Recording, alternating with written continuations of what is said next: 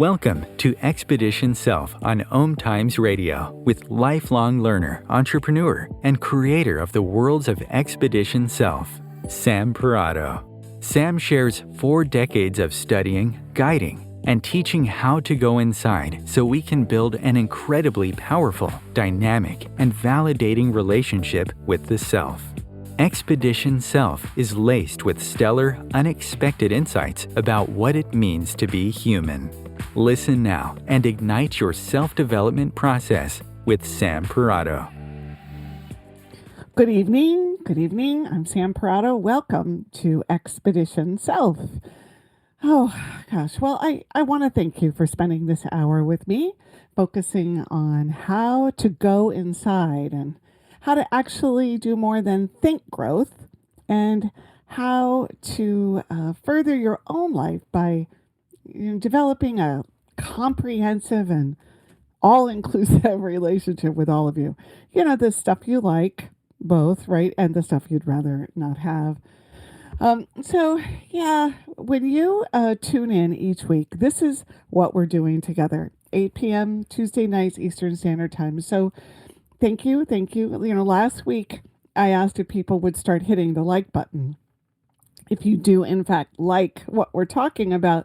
And I just have to say, I went over to YouTube and it was like, I looked and there it was, like hundreds of likes. It blew my mind. And so you actually pushed them and it felt so awesome. So I hope you felt my profound psychic thank you over the waves.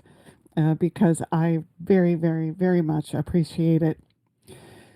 Oh, gosh.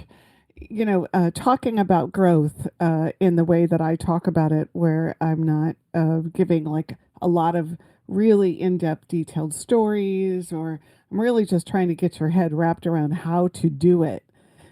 Sometimes, you know, when I'm staring at that screen for a whole hour, it can get a little lonely. So thank you. I appreciate the feedback. You know, I just want to kind of share some things. You know, I watch a ton of astrologers or intuitives or mediums or, you know, inspirational people on YouTube. And it's so interesting to me how so many people, right, including me sometimes, are looking for reassurance that we're going to be okay or we're on the right path.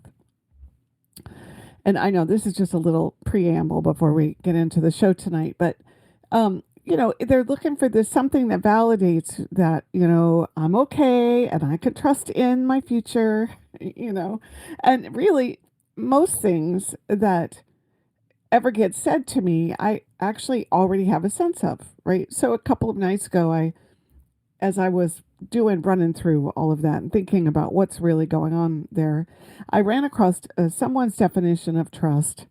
And I think that's what's underneath a lot of this need for reassurance for all of us, is this question of whether we can trust ourselves or life, right? To be what we need. I mean, I'm sure there's some fear in there too, right? So this definition, I wish I could remember where I saw it. I went and hunted it again and couldn't find it. But it said something like, trust is having an invested and welcoming relationship with the unknown.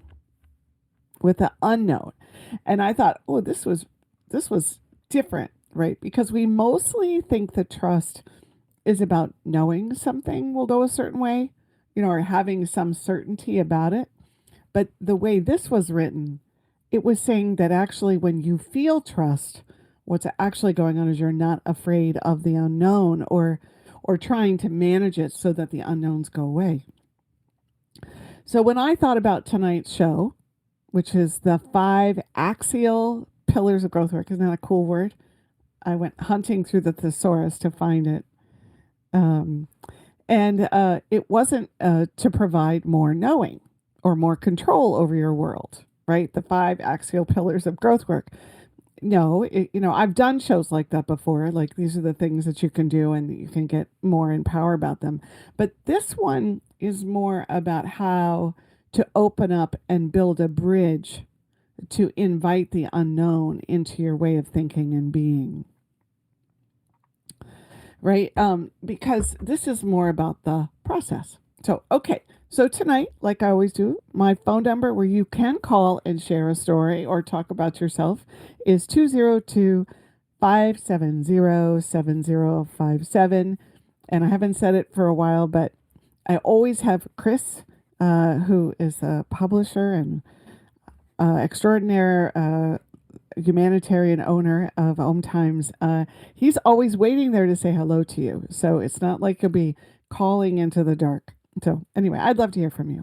So also, before I get officially started, I want to say to those of you who are listening and might be having a hard time right now, maybe you are trying to make a choice about where to go next, or you're feeling like whatever is unfolding seems a little scary and is causing you some trepidation.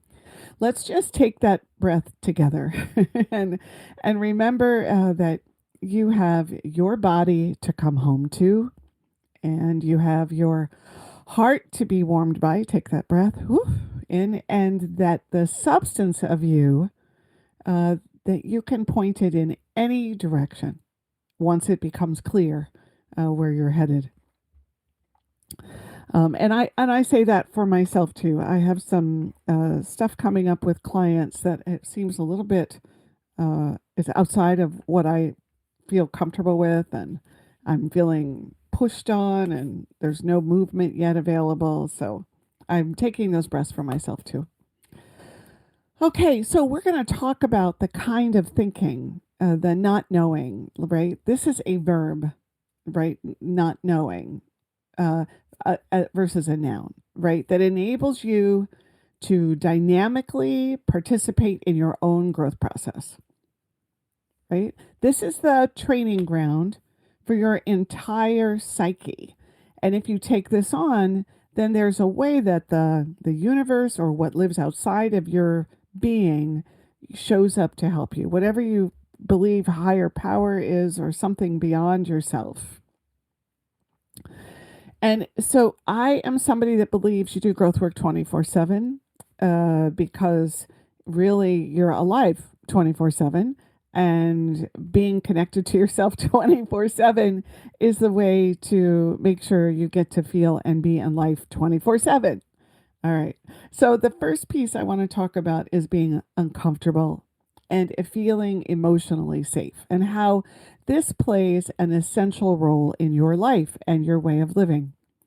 So here's the thing, for many of us, well, we don't feel safe a lot. We probably have felt uncomfortable repeatedly, thousands of times, hundreds of times. The unpredictable world has most likely pulled the rug out from under you. So often you lost count by the time you were 18.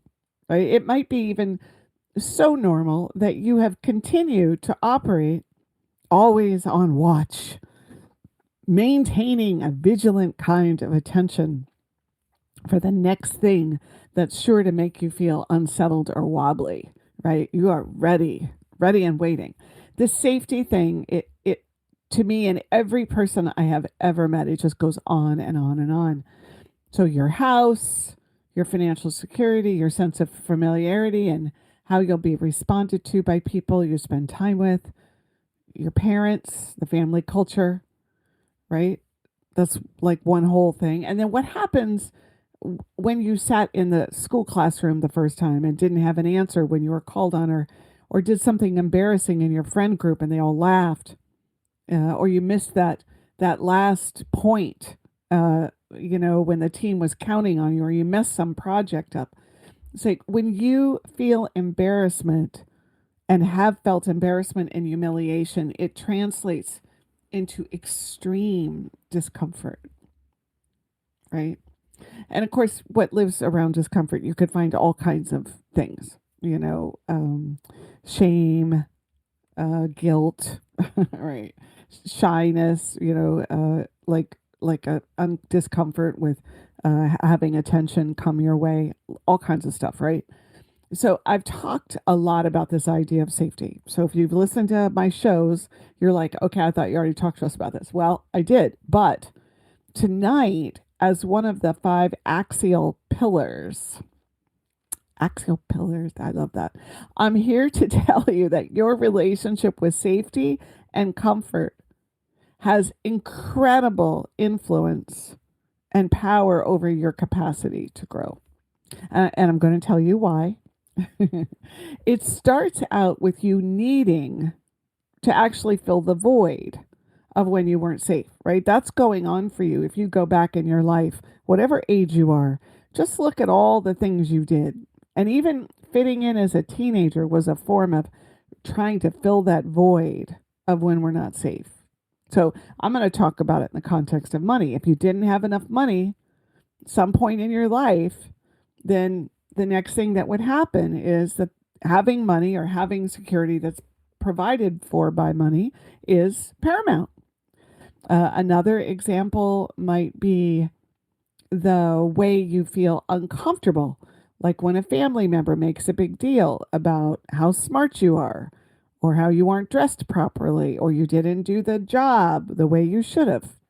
I mean, really, any moment when you were being you and you felt like something about it made you feel uncomfortable, it's something that will live on forever. And you'll spend the rest of your life trying to make up for it.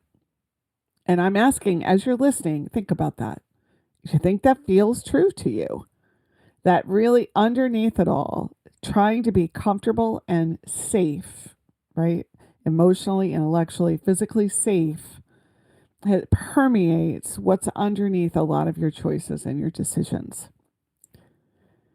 So, what makes this challenging is that while you try to make up and compensate for it, well, the trek up that mountain, like picture a mountain and you're going uphill, right, is a form of growth because you're generating, you're putting yourself out there, you're building on your life, or you're building on how you understand things, you're constructing, right, at some level, a new structure for your life that was definitely fed and fueled by the missing piece from the earlier structure of where you came from. And again, you can go back 2 years, you can go back 10 years, you can go back 50 years. Like whatever your age is, you can just keep looking back and look for this thread because it fuels and funds your motivation. And this is a big, big deal. If you look back on your life and you notice all the ways you worked with that energy to go out and make a life, it actually probably felt pretty good when it worked, right? You probably felt accomplished. And to the extent that you have created a life that has delivered on you not having to feel unsafe or uncomfortable, you're probably pretty satisfied. Like that Cheshire cat grin, right? So what happened along that building process is you probably became rather settled into the outcome if it made you feel comfortable and safe. And that is when the journey began to go down the hill, right? You actually got to the top of the peak some way or another along the way, and then you started descending on the other side. But because most of us are so busy, really, and occupied holding it together, we don't realize that we're now actually causing like closed up space. We're causing, I want to use the word demise, but it's not quite that dramatic, but we're now actually causing a narrowing of our life.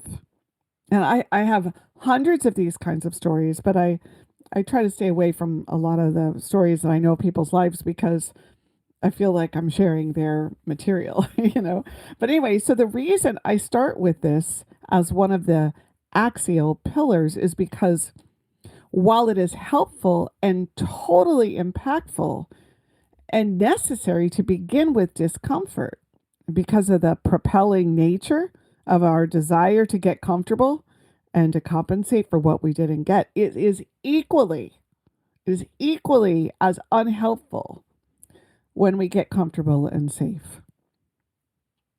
So inside of this is the concept of stretching, which is really the axial pillar, right? This idea that when we stretch, right, from this comfortable place, something's happening. So the reason we're able to heal at some point is because we have a sense of getting to the top of the mountain and then being able to put that safety at risk and then stretch beyond our comfort zone, which is an overused phrase, but it's beyond that circle, that domain that we circle ourselves with, where things that feel normal and in control and managed, right? It's that you get to a place that you had enough comfort, you got a sense of yourself enough that now you can say, I can put it at stake. So I do want to say that depending upon where you are on your journey, it's possible you might say, I never got comfortable.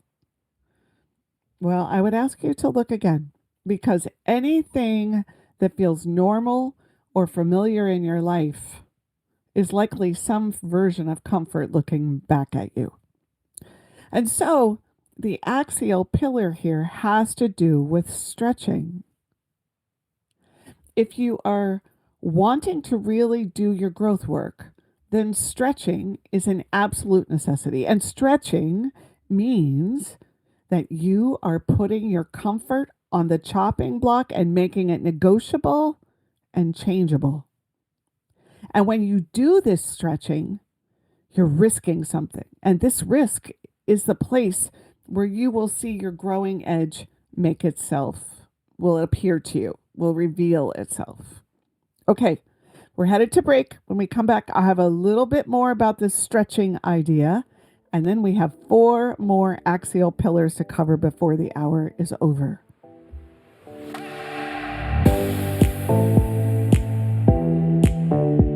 The best of the holistic, spiritual, and conscious world.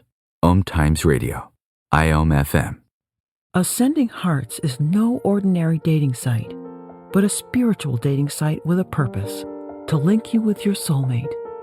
We engineer the serendipity so you can trust that you will attune with someone that has the same matching vibration as you. Ascending Hearts, the conscious dating site for the spiritually aware. Try Ascending Hearts for free. AscendingHearts.com. My name is Victor Furman.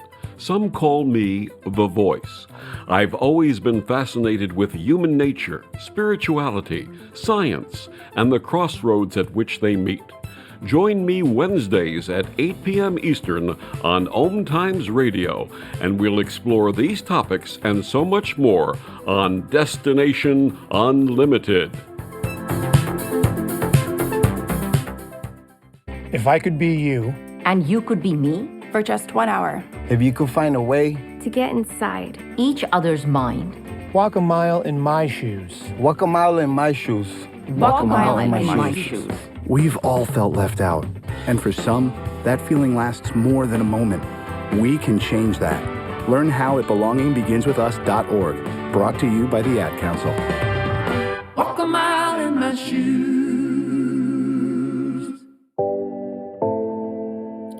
All right, we are back. I'm Sam Parado. You're listening to Expedition Self, and tonight we're exploring, talking about, challenging ourselves to think about the 5 axial pillars of growth work.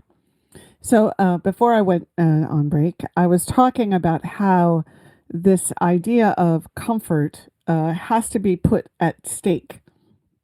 And this concept of stretching, right?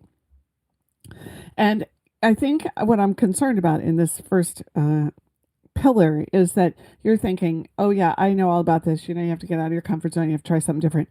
No, you have to be super intentional about recognizing where you actually got comfortable. You have to really understand how you've constructed life to fill those places. Otherwise, what happens is you're kind of just forcing yourself into something without having the guts and the heart to go with it.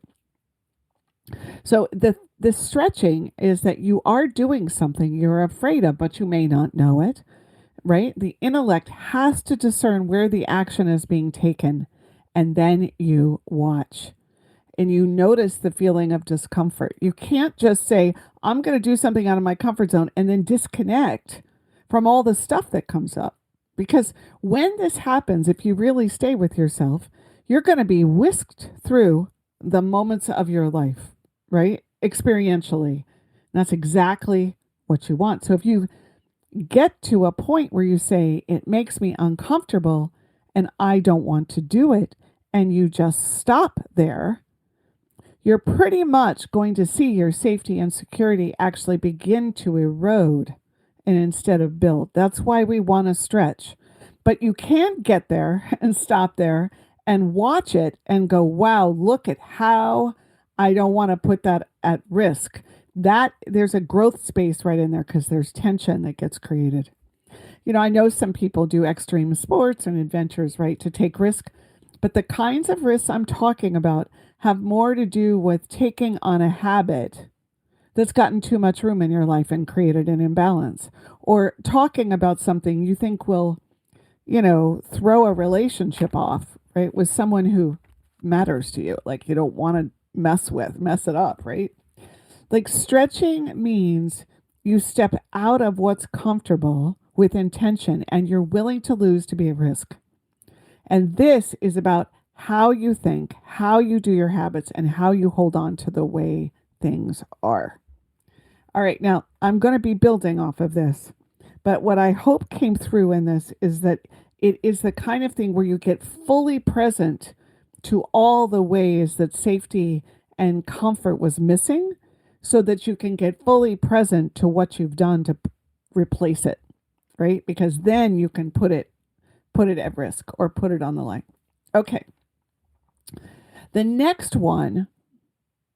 axial pillar has to do with the way the brain works. And I know there's lots of science about this, but I'm going to talk about it through a growthwork lens. I really don't think we recognize how the brain processes life, especially the emotions. So when you feel an emotion, it goes into a pool with other emotions. And it goes into the pool that you felt that emotion as many times as you felt it. Like it does not get recorded in a book chronologically.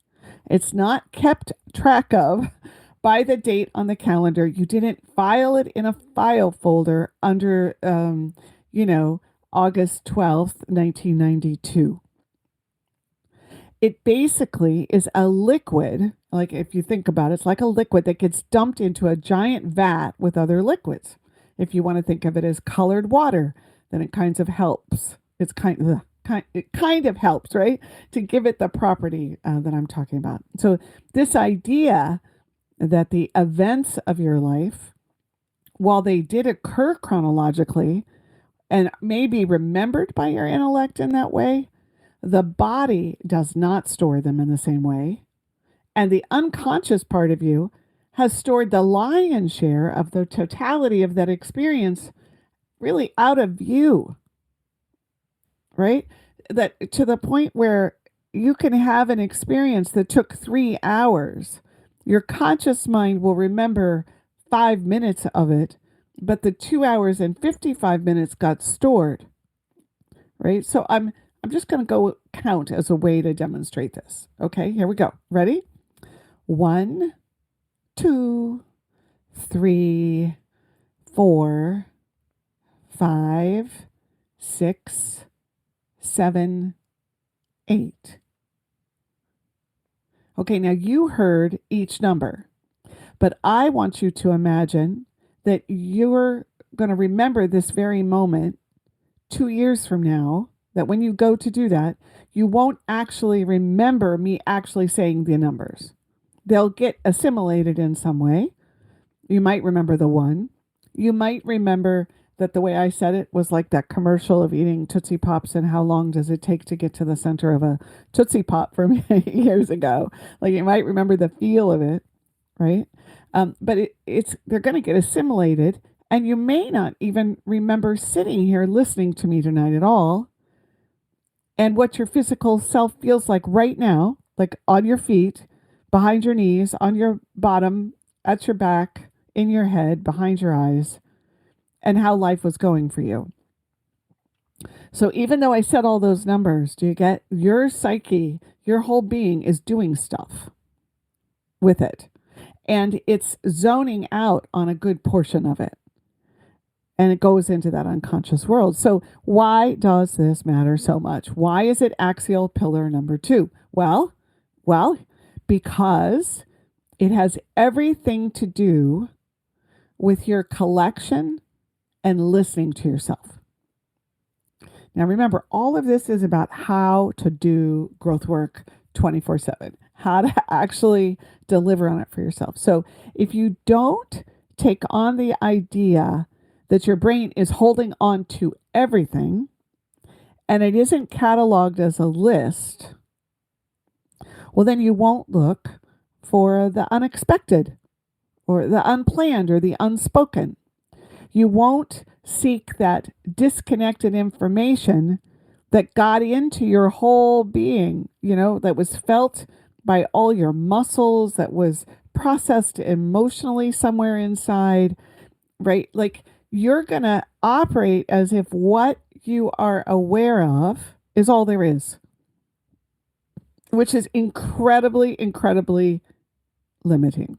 I never feel like I do a good enough job talking about this because the signs are just so easy to miss. Like picture that all of a sudden your left shoulder seizes up, which actually happened to me in my 50s. All of a sudden my shoulder wouldn't work, right? Or in my case, this happened last year. I have this muscle on the inside of my right thigh that all of a sudden started hurting a year ago and affected the strength in my right thigh, right? Or maybe you're trucking along in life and the next thing you know, there's this unexpected breakdown in a relationship and it's so shocking because you did not see it coming. Okay, remember I said the signs are so easy to miss. So those are signs on the real life level of taking on the idea that your psyche is taking information in all the time that you don't have access to, right? That the brain's got it. So then we can look at how some of you might work with some modality in your growth process, right? So if you don't keep looking for the hidden information and you're locked into perceiving emotions a particular way or your history a certain way, well, then you're not going to try to unlock the missing pieces of data that may turn out to be super important to why you're hinged or tethered in some way in your life. Okay, so what I'm trying to say to you is, how do you, in your thinking, take the case that what is inside of you is so much more than you really register in a chronological, linear way? All right, so, well, I'm going to take a breath here because I feel like I'm really talking about lots of these pieces. Is that so? You've heard this reference to like the shadow, right? And people say, "Oh, that's the shadow self at work." Yeah, well, this is why it's relevant, because whatever is in the shadows of you, meaning all that stuff that's back there, but you don't even validate that there is anything back there, but that it's away from your awareness, it's going to play itself out in your life because it's going to come back to you, right? Whatever we don't claim and own is going to get mirrored back to us. So a lot of times we don't like what happens when it finally shows up. Yeah. So this whole idea that goes with the second axial pillar is that the brain, the body houses everything all of the time. Everything. 100% of every minute of your life is housing. And it is not stored in like a library with the Dewey Decimal System. Okay, so what that builds into is that when you connect with an emotion like sadness, you're connecting with sadness from your entire life, every single time you felt sad. When you connect with disappointment, like something happens and you feel disappointed, you are connecting with every moment of disappointment experienced by you before now. It's adding up, it's collecting, it's building on itself. And it's more likely to amplify the longer you don't recognize that for what it is. Right? And of course, the more it builds, oftentimes, the more it disrupts the natural flow of who you would be if you were fully expressing yourself, acknowledging that all of you is every minute you've ever lived, right? And all the emotional moments are really all tied together. So for those of you who like to compartmentalize, or you have people in your world that like to compartmentalize, I got to tell you that I don't think that compartmentalizing is quite so helpful when it comes to growth work, right? It might be in terms of helping you get comfortable for a while, but at the end, it blocks you from seeing that this moment is tied to that moment, is tied to that moment, is tied to that moment. And oh boy, let me go to work on disappointment. So you either now try to shape situations so you don't run into them, right? When you don't think like this, because you're trying to only see life in this moment, like with what you think linearly, right? Or it can overflow on moments you wish it didn't, because the brain is collecting everything. The body is housing the experiential sense of it all, and the emotions are collecting into a big giant vat. And this is you walking through your life. By the age of 18, do you have any idea how much has been loaded into your body, mind, and heart self? Right? So much so that when you're doing anything in the here and now, it's not really just the here and now that's at play. So when you do growth work, knowing this, it helps. It gets you in, right? I know there's a lot of conversation about people being in the moment, not letting your past swallow your future. But the thing of it is, what many suggest is to try to cut it off in the intellect rather than actually turn around, drop in, and invite it all in so that you can then start to really do it justice. So if you connect Axial 1 and Axial 2 pillars, one being this willingness to see comfort as a growth place, and 2, that you're willing to put, up for grabs, right? And 2, which is recognizing that the self is leaving nothing behind.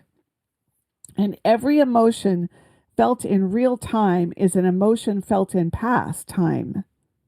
Then you can understand why your growth work, would be accelerated if you give up your comfort and your control and your avoidance of anything unsettling, and then go in search of an entire lifetime of feelings and experiences using these present happenings to inform that search. You're utilizing the present to help you, right? So it sounds like this. If I can't stop eating sugar, but I want to, well, where does that take me? If I want a closer relationship with my sister, where do I go? If I want a job where I feel more successful, well, what pathway would I be led to? If I want to live in a more organized, less chaotic mental space, where would I go? If I didn't want to have conflicts with my best friends, what would I look at? So for those of you who are listening to me and thinking, listen, my life is just fine. I get along with everyone and I'm comfortable and I like my garden outside with my pansies. Well, of course, you may be living a life that's very much what you wanted and want. But the question is, what has happened that you actually wanted something different, or you rationalized it by making it out of your control or circumstances? Right? If you're honest about things, these 2 axial pillars would have you pull things out of your metaphoric attic, right? Prompted by the present, prompted by anything going on in the present, and wonder which emotions you have figured out a way to avoid. Which relationships you've just accepted things about them that you really don't love. All right, we're going to start the third one before we go to break. And this one has to do with how we understand and perceive our reactions. So have you ever, if you've played in this realm, have you ever heard this question, who is standing behind that person? Now, although this is a little bit similar to the emotional piece, right? That the emotion today is connected to every time you felt that emotion before. The idea that, sad now is tied to every moment of sad, except this one helps you really see the relational aspect of your life. And that is, I'm going to say this again when we come back from break. That is that when we know someone or are in a relationship with someone, who they are is often superseded by someone else from your life. And your reactions, your assessments, your feelings, and your judgments have you miss seeing that person in the present clearly because the view is muddled by the already relationship that's in play. Okay, so when we come back from break, I'm going to say all that again, and we're going to dive into the third axial pillar.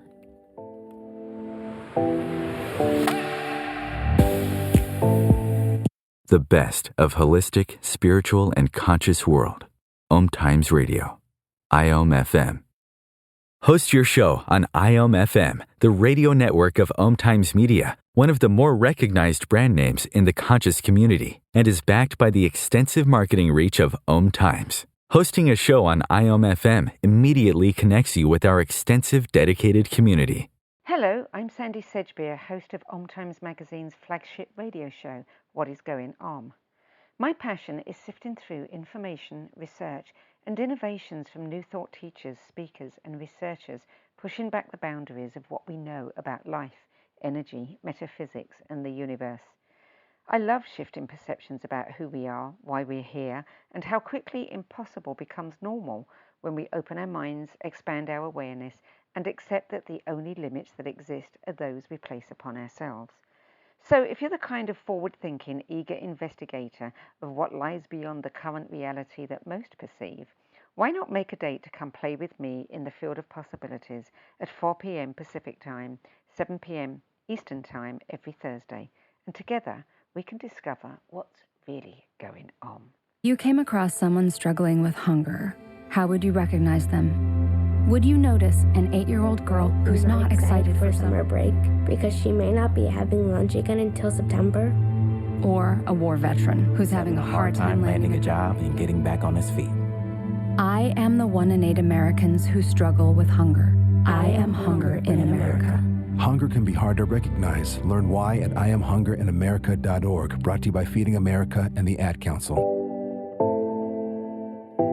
All right, we are back. I'm Sam Parado. You're listening to Expedition Self, and we're talking about the 5 axial pillars of growth work. Before we went on break, I was trying to talk about the third one. All right.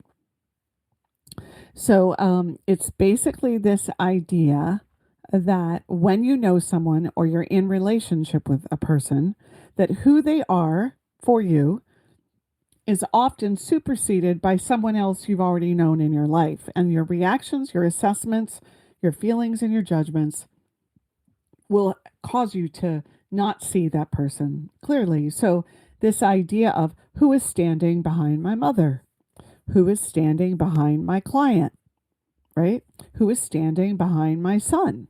Who is standing behind my client? It's my father, it's my uncle, it's my grandmother, right? And that all of these past people or previous experiences are actually the person I'm really in relationship with. So if you picture one person and then overlay them with another person and another person, what happens is you start to realize that you're probably not actually hearing them for what they're really saying or seeing them clearly. And this can go both ways. It can be you see them too positively, which I have a lot of those personal stories, or you can actually see them as, negatively when actually that's not really what's going on. So this is more of a negative example, like someone who always struggles feeling taken advantage of in friendships, for instance. Well, one friend then is overlaid on another friend, And then they're even overlaid on perhaps a parent or a sibling where that person felt taken advantage of. Now, really, when you start empowering this idea, what it does is it stops having you believe your reactions to people, and it starts having you lay claim to them for yourself, right? And so this happens with us as human beings because everything for the self is a big pool of material. And if you don't have an opportunity or desire to work through these past relationships with the person that the issue started with, well, then you're going to perceive that same way of being with each new relationship that enters into the picture, and then you'll act accordingly.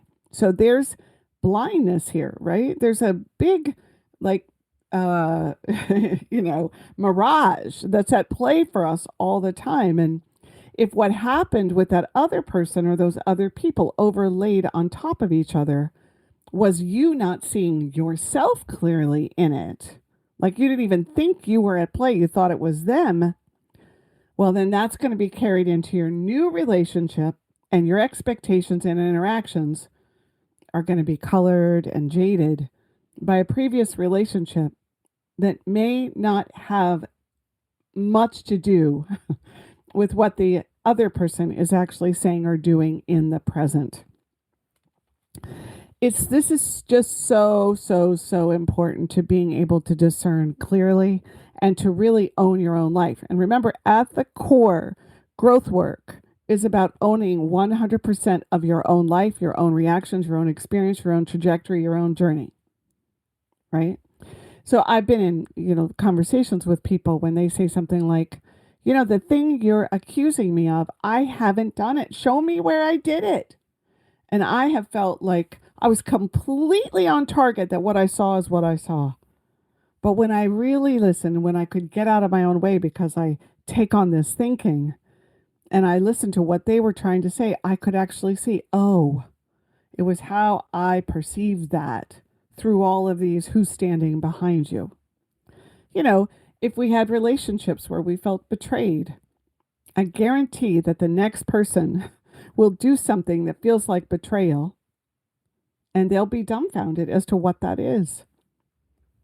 Sometimes it works in reverse, that we keep drawing to us these experiences that we haven't actually figured out, with the opportunity to eventually see them for what they are, to see them more clearly. I could do a lot on this subject because we also idealize people that way, right? We adored somebody in our life, and then we meet someone that has qualities. Now we think they're that, and then only come to find out that actually we're not seeing them clearly either, right? So in growth work, if you take this to be true, well, then every single reaction and assessment you might have about someone is going to give you new self-material.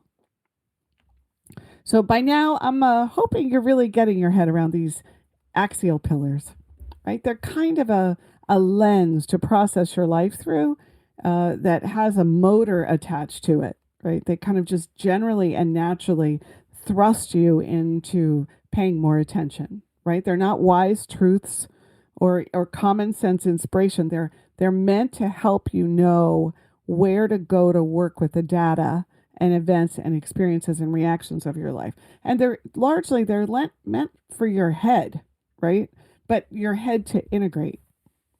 So your life is the material of your own transformation and evolution. And striving to be happy, even though that's an awesome thing, doesn't necessarily make you the power source of your own existence. So these axial pillars are ways to put the situations and the circumstances and conflicts of your life through a type of processing that will truly yield so much more for you to take on and turn into a kind of flourishing for the self.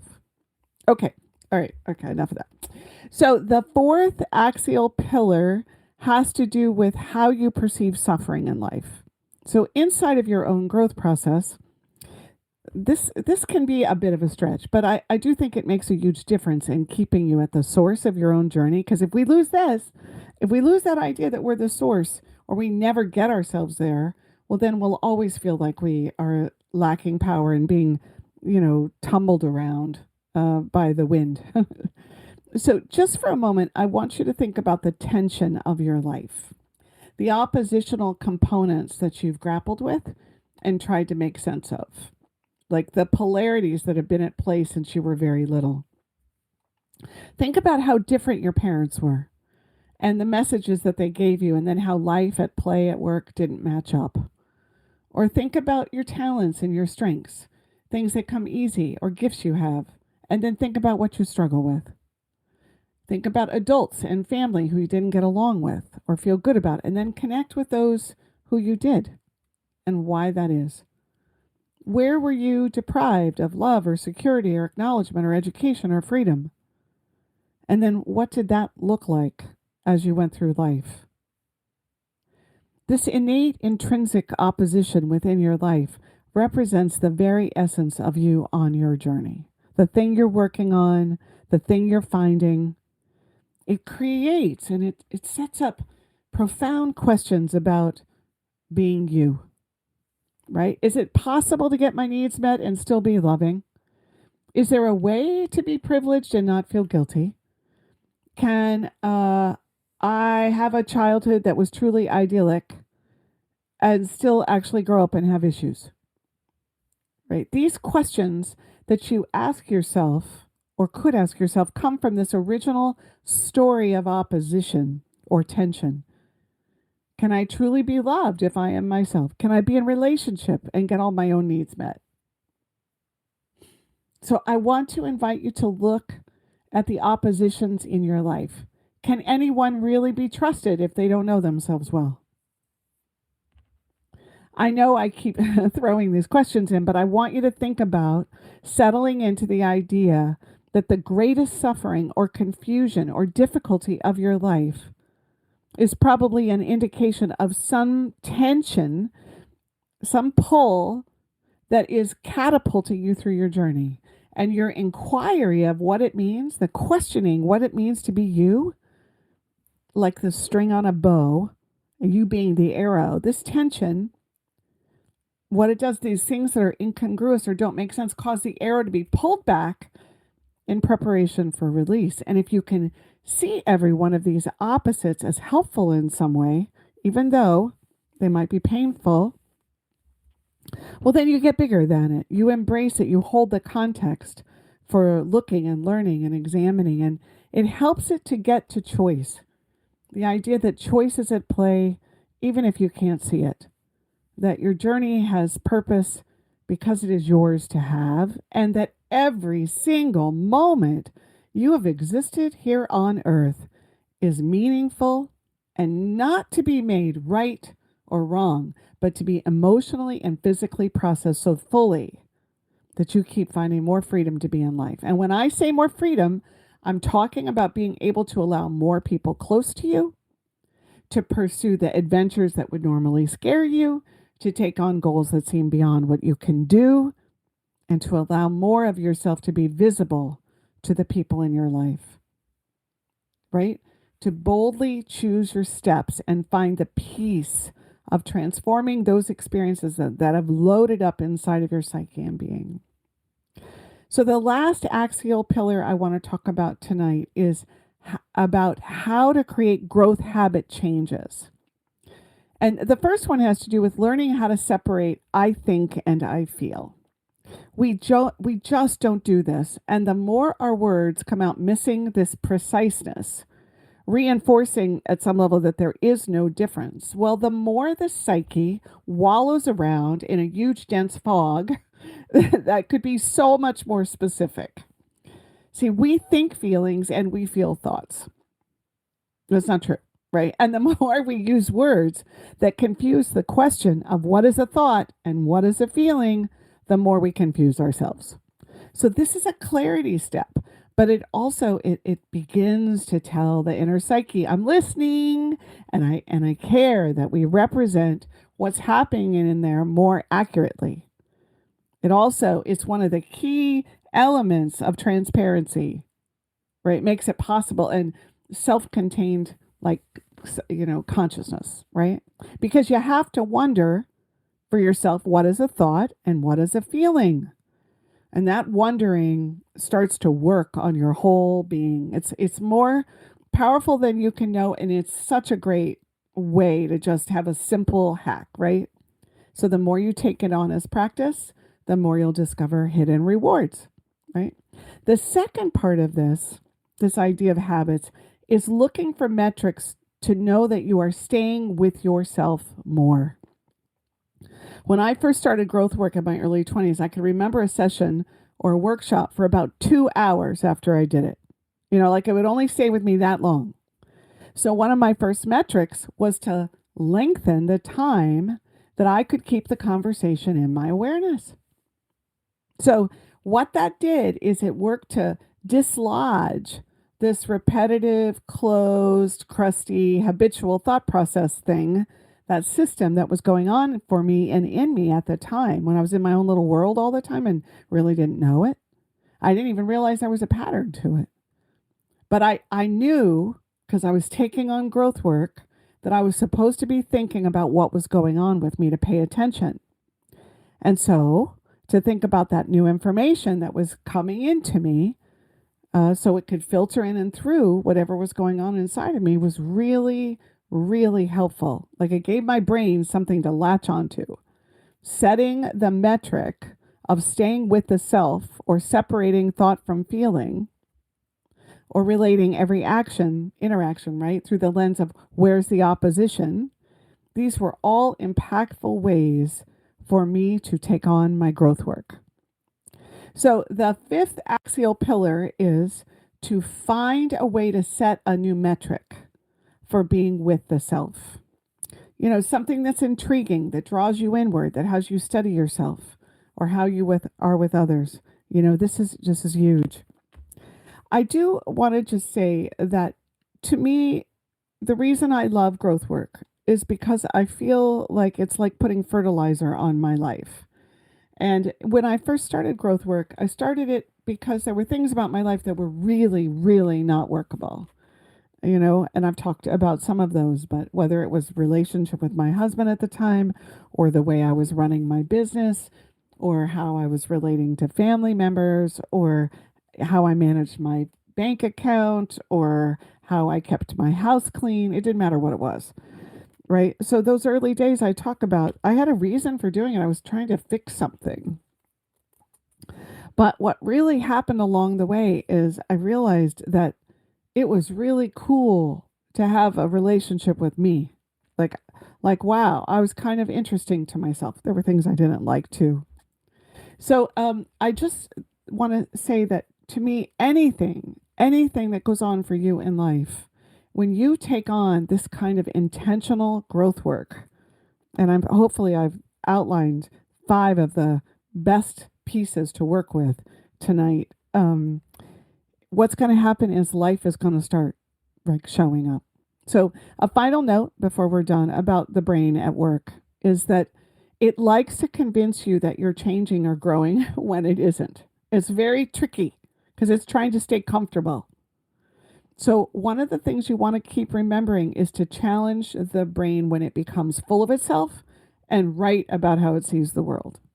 Because it's likely that you're out of your growth work somewhere when you find that. And I know this is super hard because we're talking about how to get the brain and the self to think about things and to work through a certain way, a style, right? Habit, way of thinking. But on the flip side, we also want to recognize that the pure intellect itself is always trying to trick us into staying the same, not transforming, not getting uncomfortable, right? Not getting shaken up. So on that note, I wish you a wonderful holiday coming up. I will not be here next Tuesday night, but I'll be back the Tuesday night after that. So there'll be a pre-recorded one of the shows from the past. And again, thank you so much for being with me and sharing in this journey with me too. Good night.